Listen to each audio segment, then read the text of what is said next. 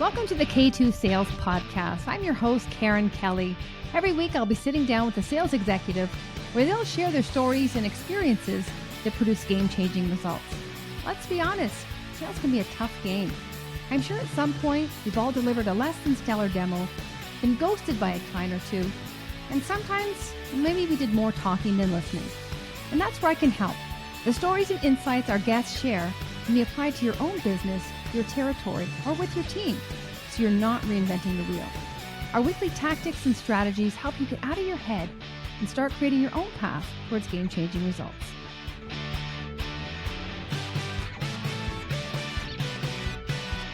Welcome back to the K2 Sales Podcast. I'm your host, Karen Kelly. Now, many industries in the pandemic have done really, really well, or others have done very poorly based on how they handled the pandemic. Now, there's one industry that, there's some stereotypes and there's some preconceived notions about it, even outside of the pandemic. And some words used to describe it might be, commoditized, transactional, low value. And I'm talking about the pharmaceutical industry. And I'm here today to meet with Lindsay Haubrich, who's been in pharma sales for 20 years. And she's going to share her insights about how it is consultative. We can add value, and that, it really does come about caring and bringing your true authentic self. So I can honestly say that in this conversation, she managed to change my mind, because I was a little bit of the mindset of, yeah, they got to add value pretty quickly because of the compressed time. And usually they end up just spitting out, 3 key selling messages and that's it. And, in any industry, there's going to be people that do that. But Lindsay brought her passion, her empathy, her vulnerability. And she just showed us that it's possible, that, she's got a great organization backing her. But even those who might not have the support or the brand that she does, you can still make a difference. And it really does start with being a good person, actually caring not only about the physician that you're dealing with, but also the patient downstream. And so I learned a lot, and I think she really did a great job of debunking the theory and the stereotype of pharmaceutical salespeople. So take a listen. If you know anybody who's in the industry and you feel could benefit from this, or if you're trying to get into pharma sales, this is a great educator as to what you can do, what you can expect when you're in there. And again, to kind of, you know, look outside the muddied waters and see that there is a lot of beauty, truth, and value in pharmaceutical sales. So enjoy, and thanks for listening. The pandemic has caused a lot of stress on industries, and there's one industry in particular that was already stressful or already had a little bit of a tarnished reputation before the pandemic. And so it's accelerated things. And the industry I'm talking about is the pharmaceutical industry. And those who are in it, or those who obviously have heard of it, may think, you know what, it's very price driven, it's very difficult to get to value or to add value, and it's very transactional. So I'm excited to welcome Lindsay Haubrich to the podcast and invite her to share her expertise as a pharma sales rep and kind of debunk some of these theories. So Lindsay, welcome to the podcast.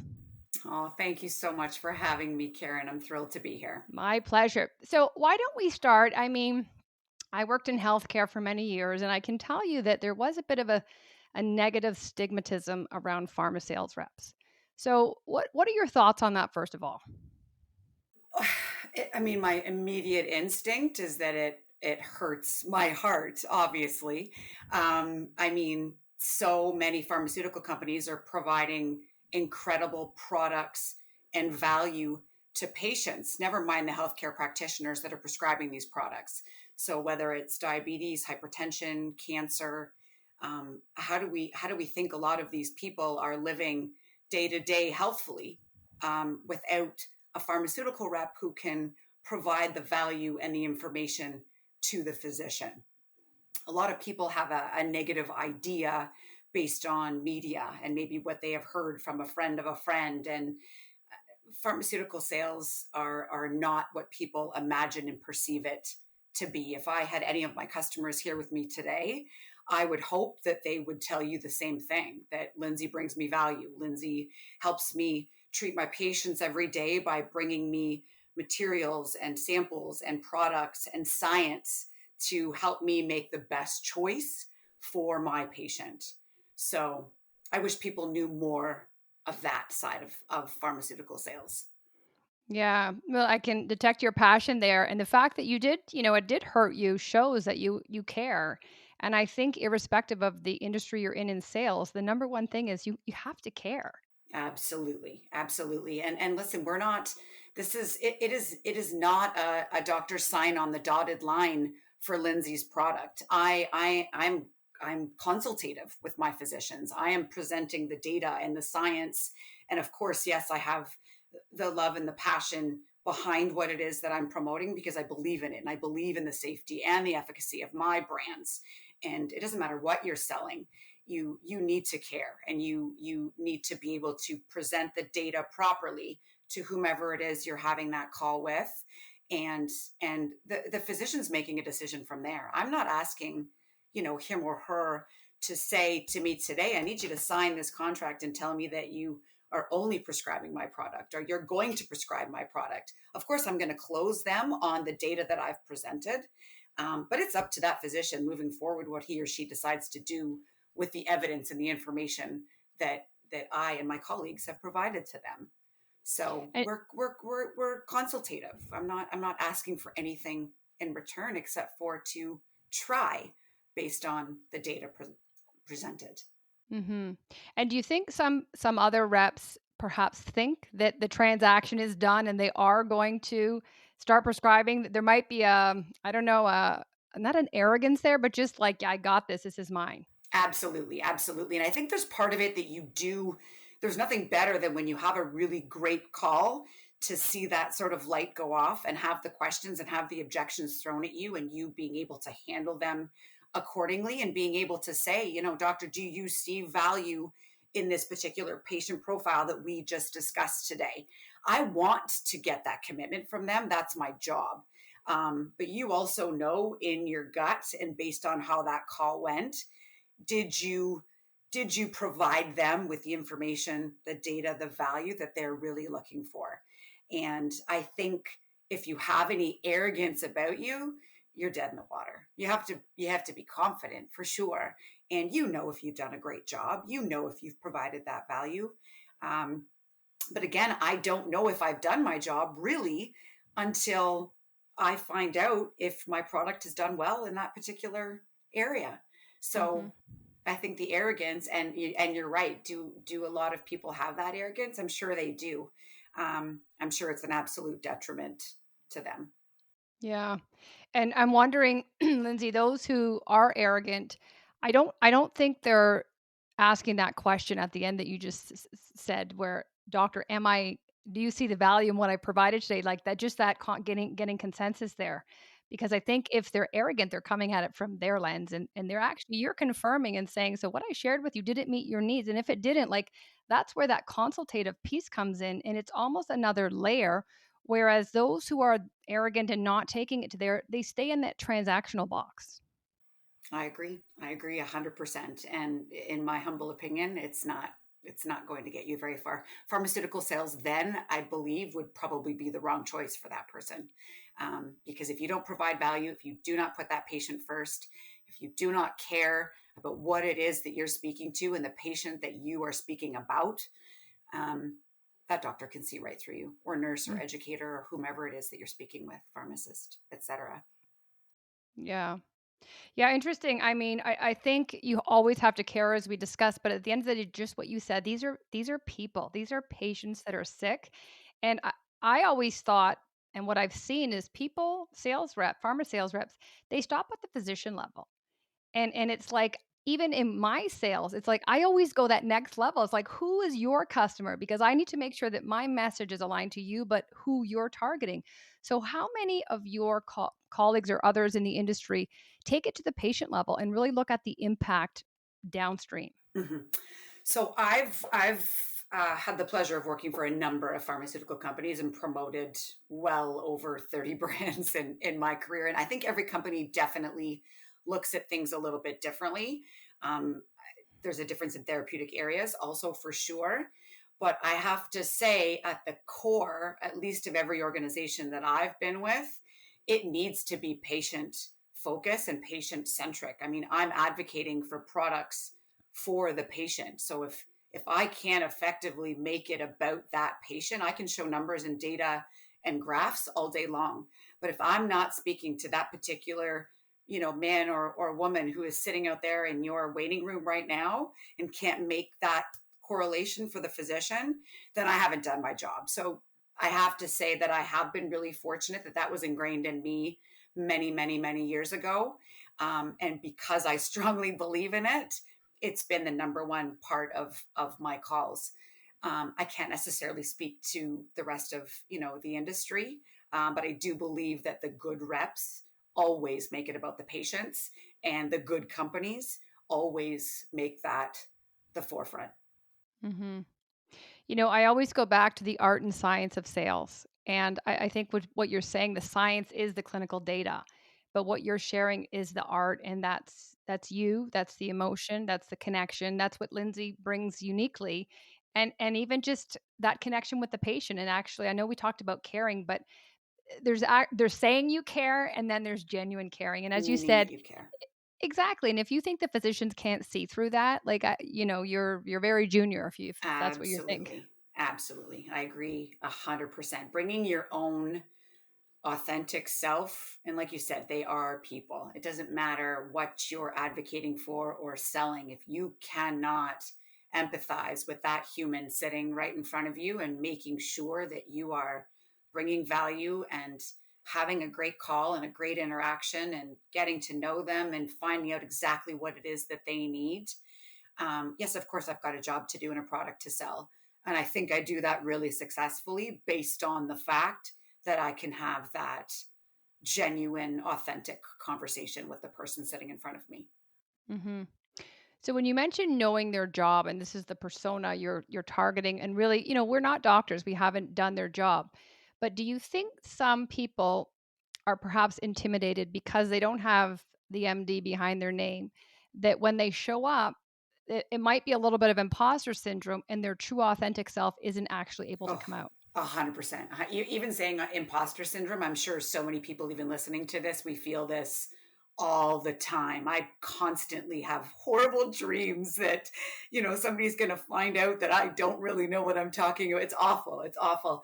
But you're right. I remember thinking back to calling on physicians, 19, 20 years ago when I started. And I was terrified. I was terrified.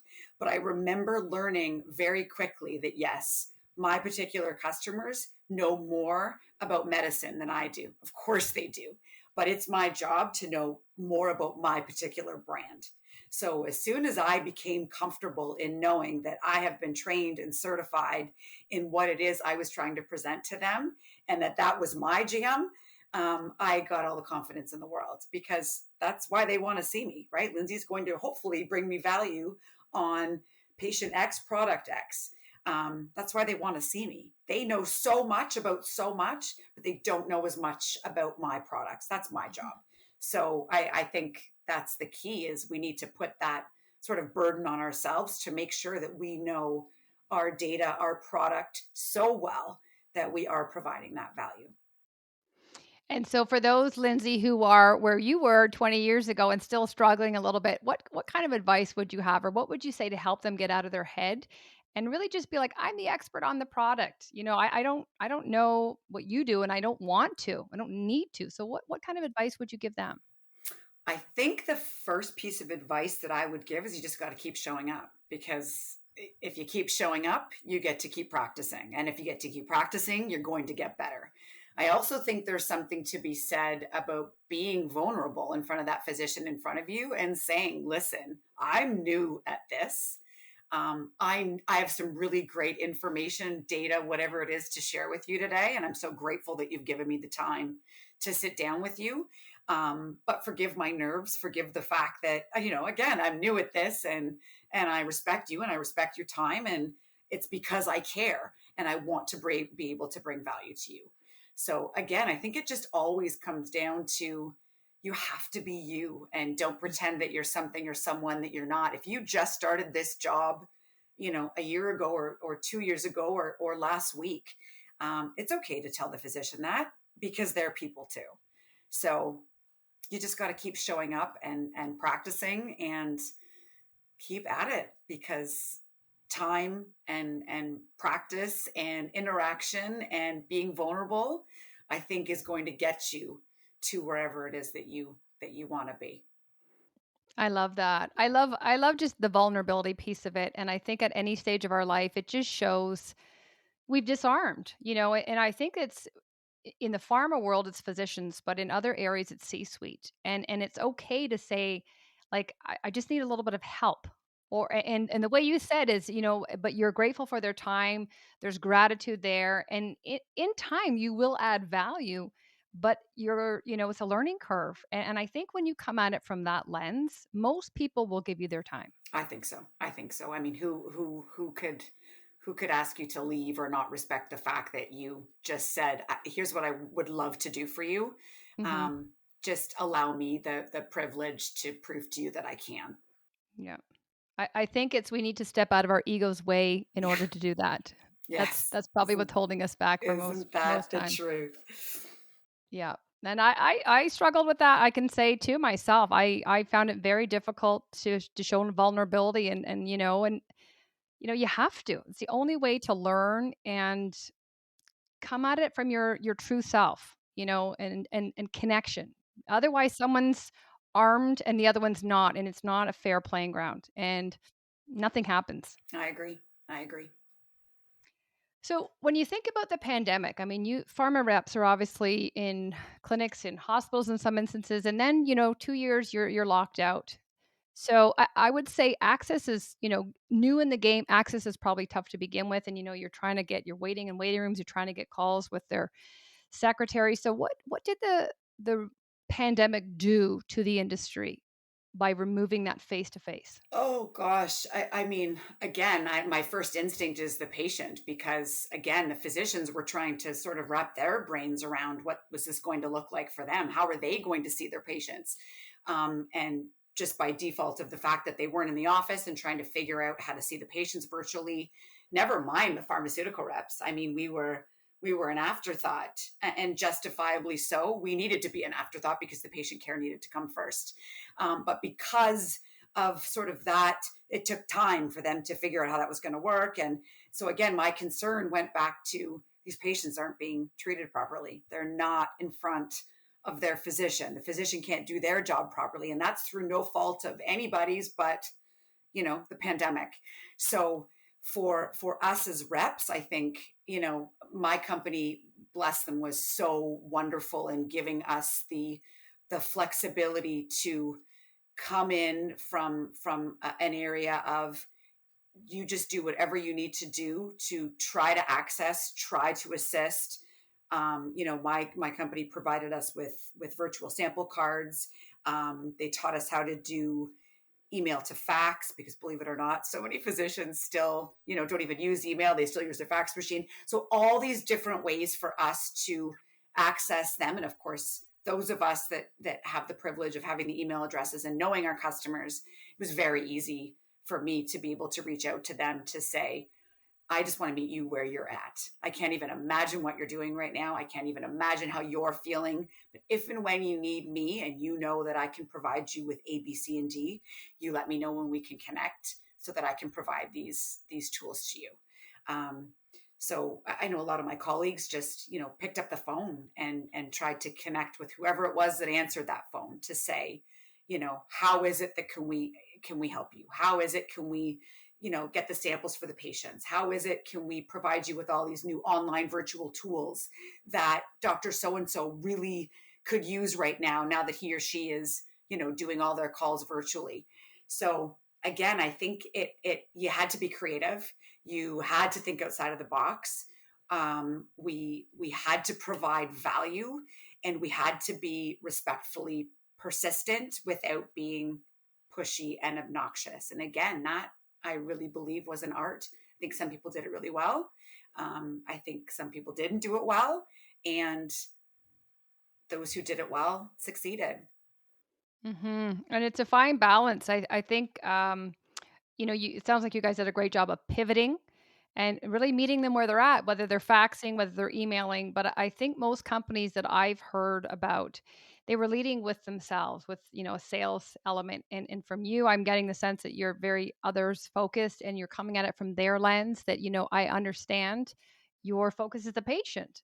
So when and how I can help you, like I'm here for you. And the fact that you had an existing relationship, there's trust there that they know that Lindsay is going to, deliver value when the time's right. When the time's right. I think that was the key, is you could undo years of work Mhm. and relationship by pushing your own agenda. And I mean, that's the case, I think, for all sales reps all the time. If you go at it from sort of a narcissistic angle, you're you're dead in the water. We do have to meet them where they're at, and I think that was the key. And again, I was very fortunate to work for an organization that really empowered me to do that. Mhm. And those who do go at it from that, that very sales focus, like why do you think that that is in your opinion? Well, I mean, it usually is probably one of two things. Is it coming from up above? I mean, is does that particular person feel the pressure that the company's maybe not doing well, or listen, we've got a job to do. You've got to get your call metrics in. You've got to speak to this person. Um, so there's that aspect of it, but then there's also sort of the dog eat dog sort of shark mentality, where does that particular rep just see his or her business maybe declining throughout the pandemic, or even now or pre-pandemic, that they just feel that they've got to get in there and figure out what's happening. I think it's one of the two things. It's just the rep maybe just is desperate in some capacity.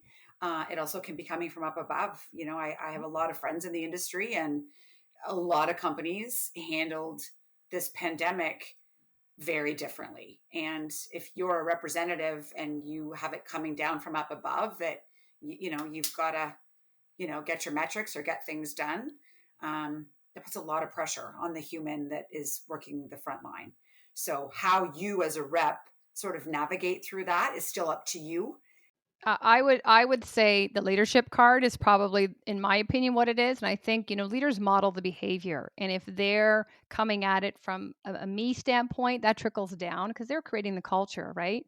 And then the folks under them, that's what they're putting out there. So it's and those are the companies, as you mentioned. Some are doing exponentially well because of it, and not just situationally because they handled it well. And I think that comes to leadership, and leadership being vulnerable and saying, like, I don't have all the answers, but let's work together and figure this out and just show them. And then that invites inclusivity, collaboration, all the things that sales reps who are used to working together are craving. Do you know what it also does, is that it looks at your sales reps feel, again, empowered, and they feel so worthy of working for that organization that they just want to do more and they just want to do well.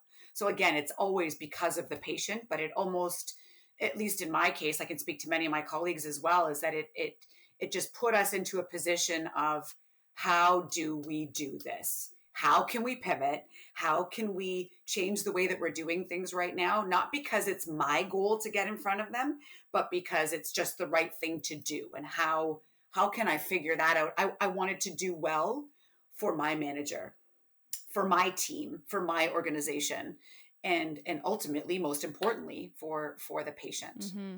I think that's great. And it sounds like you have a great leadership team there because, team empowerment is the number one thing. And when they feel they have skin in the game and they're supported and they're valued, they're going to work twice as hard for you and give you the results.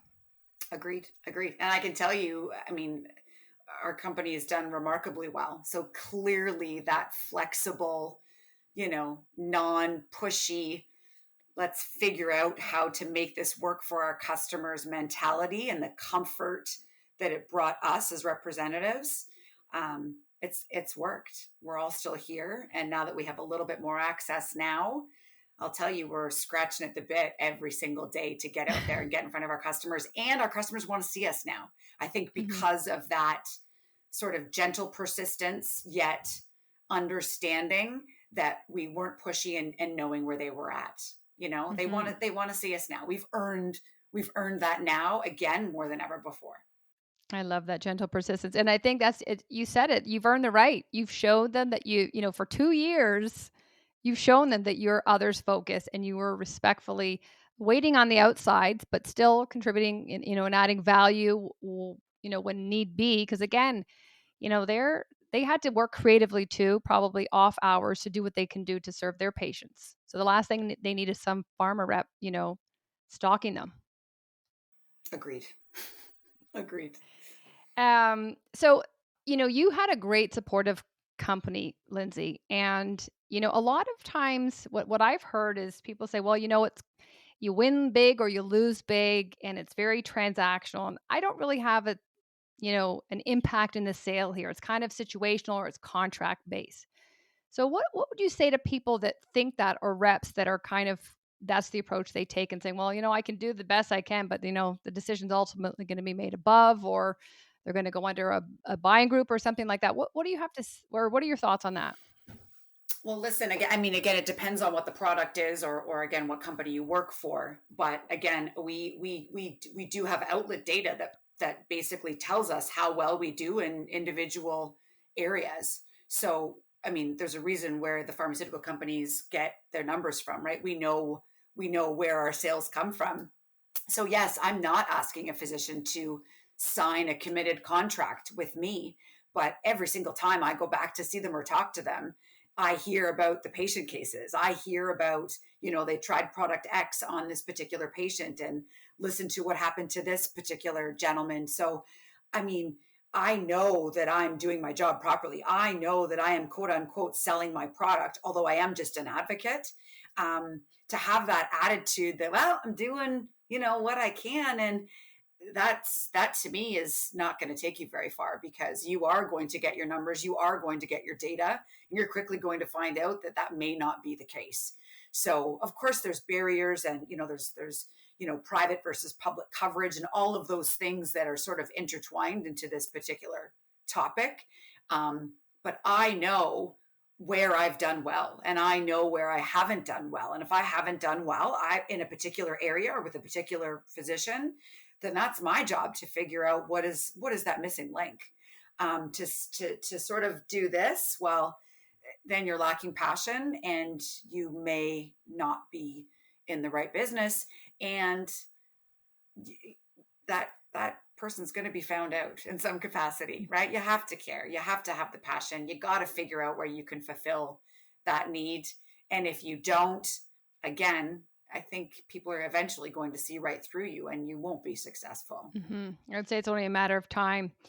Yes. Now, you mentioned leading and lagging indicators. So you kind of know after the fact if they prescribed that you've done well, and then if you didn't do it. So walk me through, I guess, how you know when you've been successful or unsuccessful, but also what's that reflective period like for you? Do you go back to the various stage, the various interaction and say, like, what could I have done differently? Do you note take after your appointment? Like, walk us through that process a little bit. Absolutely. So, how you know without actually physically seeing data is, I mean, again, for as much as we need to be human and have a beautiful call and a good interaction and sell the science, it would behoove me to not at the end of it say, look, where are we at here? What do you think about the things that we've talked about? For I think this comes with time as well. For as much as you can take this sort of conversational approach, you cannot be afraid to look at that physician and say, are we going to try this? Are you going to try this product? Because if there's something that's missing, then it's my job to figure out what that is, because I don't want to walk out this door without you telling me that you're going to try this product. So that's and I've had people say, no, not today, or I'm giving you business elsewhere, or your company has all these great products, so I'm going to use this other product. So that's my job still in every single call to ask for that business. So I have to trust in that moment that that physician is telling me the truth, because the actual data won't come out for a while.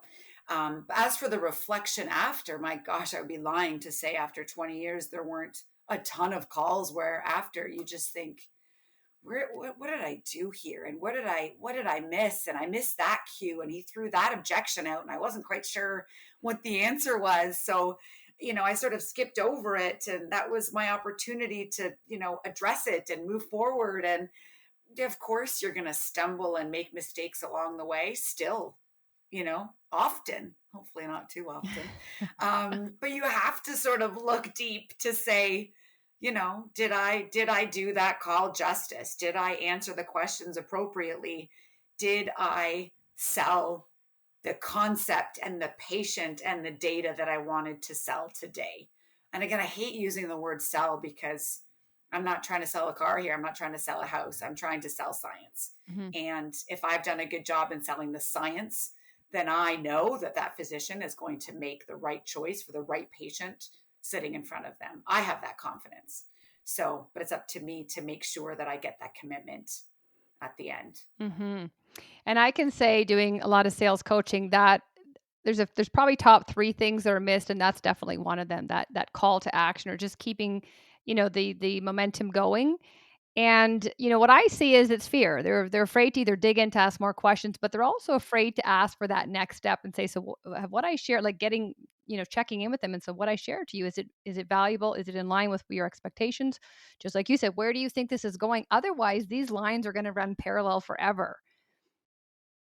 And we're not going to get anywhere. I think we don't want to hear the answer. We don't want to hear that we failed. We don't want to hear that we've missed something. We don't want to hear that we haven't done a good job in, answering a question or presenting the information that we've presented. But that, my gosh, we all know what comes out of failure. It gives us the Mm, opportunity to come back stronger and try again. mhm. So it of course it's going to affect our egos, but if I'm going to get anywhere with that person in front of me, I've got to ask the question because they're going to tell me exactly where they're at, I would hope. So it gives me the opportunity then to show up again and try again and figure out a way to get that particular physician to try whatever it is that we're speaking about. Well, I would rather much get a no than nothing. And I think just like you said, it's iterative, right? So you get feedback and you get closer. You go back for round 2, you get closer round 3, and as you're going through, because it's not a transactional sale, but you're learning, and hopefully you're taking note at when we get to this level and you start, building some um I guess, data points in your persona. Like these guys like this. This paper really works there. So you're trying to, I imagine, create some repeatability, some predictability. Again, not everyone's the same, but I just think, like you said, failure is feedback. Mhm. Absolutely. And listen, nobody who's ever been super successful in whatever it is that they're doing hasn't failed more times than they have succeeded. If we all just kept succeeding, it doesn't happen. It doesn't happen in any industry, in any business.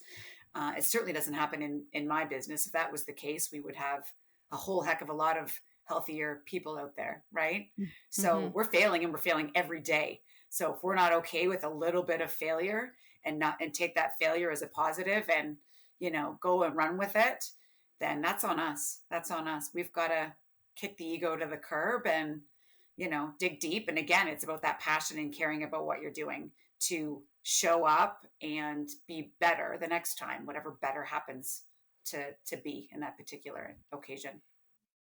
Yeah, I think just 1% a day incrementally and learn from your mistakes. But I think those who have never failed, like, it's luck. And a lot of times when I'll say to companies, like, "What are you contributing your success to in the pandemic?" Because either people really grew or they're out of business. They're like, "We're crushing it." And I'm like, "That's great." And where, like, how, why? I don't know, but we're crushing it. Well, And if I'm you just like, don't know, then you're right. You're lucky, and luck runs out. Luck runs it, out, doesn't it? well, and you can't repeat it. And I just think, like, it's as important as it is to pinpoint in your buyer's journey where things went down, it's also where it goes up so you can really hone in that and get your team, aligned to that and say, like, this is where we really got to be proactive and intentional at this stage, because when we do, we can compress the sales cycle, we can get traction, we can, get where we want to go quicker.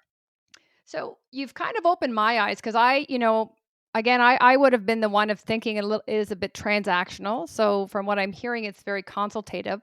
So can you just walk us through a little bit about, what stages or what activities make it consultative? I think again, it's about bringing it back to the patient, right? We're asking the questions as to tell me who you're treating. Tell me what you're struggling with. Tell me what you are currently using. I can share with you what some of your colleagues are doing. Let me present you the data on this particular patient profile that you may be struggling with. I think again, it's just about if I just go in with sort of my three main selling points, the doctor's looking at me like, who are we talking about here? Yeah, you've got a great product, but you're not telling me who it's for. You're not telling me why it's better than product X. I don't know how to prescribe it. That's a whole other thing, right? Can you imagine how many different kinds of medicine that these physicians need to prescribe? I mean, something as simple as how do you prescribe it? They need us for that. They're not going to Google and pull out their phone. And I mean, there's so much value that we as reps can provide that physician. But if I'm not having a genuine conversation about a patient with the person sitting in front of me and talking about what do you do in this situation and what do you currently prescribe in this particular group, because it might not be my product, but here's why, if applicable, my product is better. So let's talk about that. And again, it's if I go in with some sort of didactic, I just want to spew out why you need to use my product. I mean, that's not going to get me anywhere. But again, I think that might come in a lot of cases from up above. You got to get the Mhm. information out there. The doctor's got to hear it. That's great. The doctor's going to hear it, but he or she's not going to do anything with it if they don't know where or why. So I really do think a good rep has that sort of consultative discussion. You have to, because if you can't plant the seeds and give them the direction as to the who and the why and the benefits of doing so, all you're doing is talking, really, and not making any Mhm. sense to the person in front of you. You're not getting any commitment. You're not, showing them how and when to use and why and the science to support that. That's my job. So if I don't do that in the right way, my numbers aren't going to move. My product's not going to move. And I'm wondering, Lindsay, because, timing, like time is a currency we trade, and you think the amount of time you have in a physician. So it's almost like pressure under time that you got to go there and you got to hit the value button pretty quick. But I think reps who aren't as experienced as you may hit the panic button and go, here's my top three, like an empty suit. We call them empty suits. And they're just like, here's my top three selling message. And this spew everything. So, what suggestion would you have to go, yes, time is compressed, but, like, I still have to lead with curiosity. Still have to demonstrate business acumen, that I understand enough of your business, but not just what you do, but the whole clinic or the organization, to know where you fit into that, as well as the patient. Like, there's upstream and downstream. So, like, what do you say to these people who have to factor all that in a very short period of time? Very short period of time. So again, it all depends on, are you trying to information gather in that particular short call and hoping for another longer one down the road? Do you have a lunch or a more significant appointment booked with that person down the road? If not, you're right. Then you need to be prepared if you are just dropping in or have a very short call with somebody, to basically go in and have something to say, because you know that you've met with this person a number of times. I just want to remind you, in this particular patient profile, we've had the discussion before, refer back to previous conversations, remember this data. Can I have your commitment that when this next patient shows up, you need to consider this? And or can I have some more time with you, in a couple of weeks or a month, where we can really dive into this and really talk about it, and make sure that even in that particular short call, you are providing, even if it's just a little bit of value. Because if you're providing a little bit of value in that very short period of time, there's a pretty good chance that he or she will allow you to come back at a different time. So you're right. We do feel pressure in those fast, quick moments.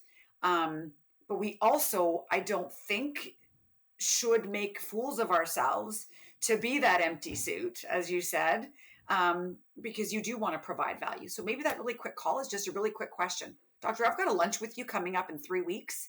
Um, is there one thing that you want me to bring? Is there one thing that you really want me to be prepared for? Is there one study that you want to speak to? If I can't bring you a ton of value today in between patients, I want to make sure that I can do that for you in 3 weeks when we have a little bit more time together, over our chicken sandwich.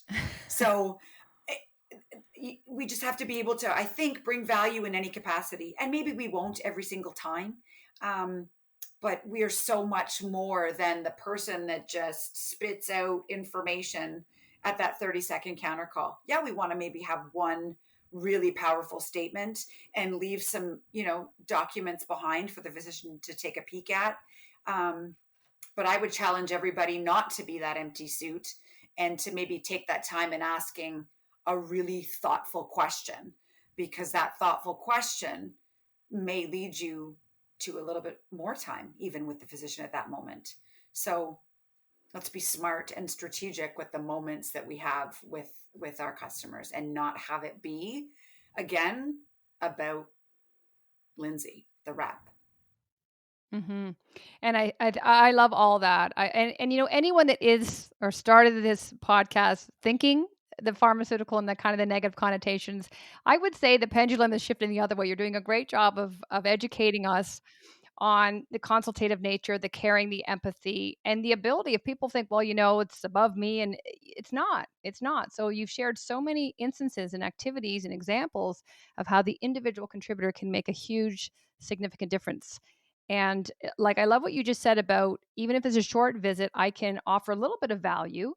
But I think that's a differentiator or a pattern interrupt, because the physician's probably thinking, oh God, here we go again. And they're stopped in their tracks as they're like, hang on a minute. She she's setting expectations for the next meeting 3 minutes. She made it about me. She's trying to customize something and tailor it to my needs. Whoa, hold on a minute here. Yeah, let's be thoughtful, right? We're not just thoughtful with our friends and our spouses and our children. We need to always be thoughtful. I think that's why I always love to say to new reps, just be a human, be the same person that you are at work with these, super beings that, in my industry, we call our physicians and our educators and our nurses and pharmacists, that they're just people too. And as long as you are empathetic and thoughtful and remember what their needs are, you are going to differentiate yourself. You aren't going to be that pharmaceutical robot, because the pharmaceutical robots break. Whereas if you're different and, challenge yourself to bring that value in, to, be unique in whatever capacity that is for you, you are going to bring value, and they aren't going to run away from you when they see you. I've had people run away from me. Of course I have. Hopefully a little less today, right? They just walk quickly now. I'm joking. They do not. They run towards you, I imagine. I just think when you can put a face on the C-suite or these physicians and be like, you know what? That's Johnny's dad, or that's Sarah's mom. She's an ER physician at, Mount Sinai. All of a sudden you're like, "Oh yeah, I saw her making craft dinner for dinner. She's real, and she, eats processed food too." Absolutely, absolutely, absolutely. So, Lindsay, for the younger reps or the less experienced reps, not necessarily younger, coming in, and they might have, been thinking, "Oh, it's a tough industry to get in." Like, what kind of suggestions would you have for them to perhaps prepare to get into the industry and to really, try to land that job, because it's pretty difficult industry to get into. So, do you have 2 or 3 tips that you could suggest for them to prepare to get into the role? I do. I do. I think the first thing, I talked about being respectfully, persistent with our customers. I think somebody wanting to get in the industry, you also need to be respectfully persistent. You need to reach out to anybody that you may know in the industry. Do you have a recruiter that you can work with? Have you gone ahead and found out what a day in the life actually looks like? Ask, your physician if they have any great reps that they can maybe put you in touch with. Um, you just got to, dig deep and ask the questions and be resourceful. And if and when you get to speak to a rep, or go to a pharmacist even, to say, is there anybody that maybe you could put me in touch with? Do your CCPE course. That's sort of the basic fundamental pharmaceutical course that we all need to take in order to actively do this role in Canada. So all the things, again, if you want to be in sales, you need to be resourceful and you need to network. So you have to prove that you can do that. So ask the questions, talk to people, spend a day on the road with a rep when the time comes and when it's appropriate. It's not necessarily appropriate right now in the times that we're in, but I've often spent time on the phone or in a coffee shop speaking to people who want to get in the industry, always remembering that somebody did that for me. Mm-hmm. So, and then if you've got somebody great in front of you, I'm the first person to refer them to my organization if it's somebody that I'm willing to put my name behind. So be resourceful and be respectfully persistent, would be number one. Again, number two, I've said it a number of times, just be you, just be a human, be empathetic, ask the right questions, be vulnerable, um, show that you care. People are immediately attracted to honest, genuine people who listen and who ask the right questions and who really are driven to do good, whatever good happens to be. So I definitely would suggest that. And last, I said it earlier, just keep showing up. If you're, a new rep already with the job or somebody who wants to get into the industry, a lot of people go through a lot of interviews and don't get the jobs. And, the fit's not right, and find out what the feedback is, take that hopefully criticism positively and turn it into a positive, and don't don't stop. But I think most importantly, you need to care about humans and you need to be passionate about what it is that you are promoting, because if you don't feel that way, it's going to show. And I just don't think it's going to fare you well. So you have to care, you have to be passionate about what you're promoting, and you have to let that passion show through every single day. Mm-hmm. I think those are three great, I'm not gonna say easily achievable because that it sounds like a lot of those are innate. The type of person you're attracting. I mean, there is some training, but if you don't, I can't train you how to care. I You can't. If can't. you're not Or to be empathetic, passionate, yeah, I or to can't. be assertive, No. all the things that I think you have to take, to yourself and do your personal development. And, I can't say that I knew and believed all these things 10, 15 years ago. Um, but if I can share a little bit of my wisdom Mm-hmm. with maybe a younger folk, that's probably what I would say. If I wish I could have learned all of this many, many, many years ago. But it's a journey, and I think that's what makes you who you are, and that's what allows you to give back now is because you learned it over your career, and you're human as well. And what you shared about that process for me, like that's sales. So if it's your first time into a pharma job, or if it's your first sales job, you're getting an idea of what sales is. That persistence, that a day in the life, and following up and networking and asking good questions. I mean, that's exactly what sales is. So, as you're going through the process to get a job, if you don't like it, you might realize I'm barking up the wrong tree because this is what be careful what you wish for. This is what I'm trying to get into. Yes. Exactly. And that's what you're doing. It's what you're doing every day, right? Constant flexibility and innovation and asking questions and digging around for the right answers. So you're right. If you aren't into that process, this might not be. And what sales isn't for everybody. It really isn't. I think, the resiliency in it, and it really is the only job that you probably get, 50 no's before you get a yes. Isn't that the truth? Yeah.